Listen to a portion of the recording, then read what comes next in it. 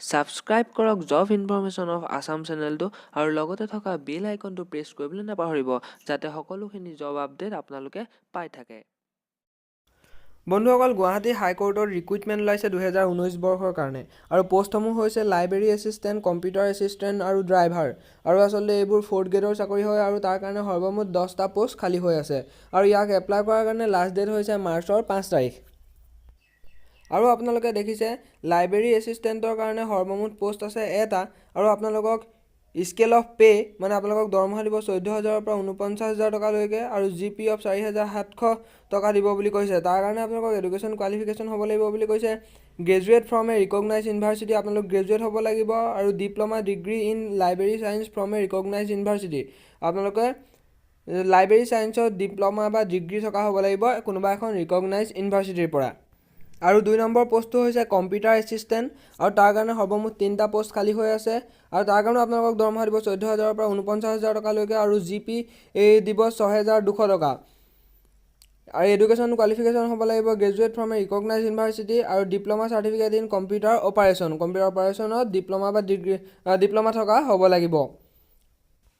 আৰু 3 নম্বৰ পোষ্টটো কৈছে যে চাফিয়ৰ মানে ড্ৰাইভাৰ আৰু তাৰ কাৰণেও দৰমহা 14,000ৰ পৰা 49,000 টকালৈকে দিব।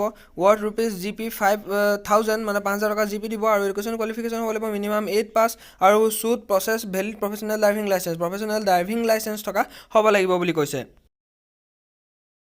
আৰু 4 নম্বৰ পোষ্টটো হৈছে কোৰ্ট এটেণ্ডেণ্ট মানে পিয়ন এণ্ড ল এটেণ্ডেণ্ট মালি, তাৰ কাৰণে সৰ্বমুঠ 4টা পোষ্ট খালী হৈ আছে আৰু দৰমহা দিব 12,000 টকাৰ পৰা 37,500 টকালৈকে, GP দিব 3,900 টকা। এডুকেশ্যন কোৱালিফিকেশ্যন হ'ব লাগিব মিনিমাম 8 পাছ আৰু এপ্লিকেশ্যন ফিজৰ কথাটো কৈছে যে তেওঁলোকে SC ST কাৰণে আপোনালোকে 150 টকা দিব লাগিব আৰু অল আদাৰ বাকীবোৰৰ কাৰণে আপোনালোকে 300 টকা দিব লাগিব। আৰু হাউ টু এপ্লাই মানে আপোনালোকে কেনেদৰে এপ্লাই কৰিব তাৰ কাৰণে আপোনালোকে www.gsconline.gov.in আপোনালোকে গৈ পেলাই আপোনালোকে তাত এপ্লাই কৰিব লাগিব। তাতে আপোনালোকে ফৰ্ম পাব, তাতে আপোনালোকে এপ্লাই কৰিব লাগিব।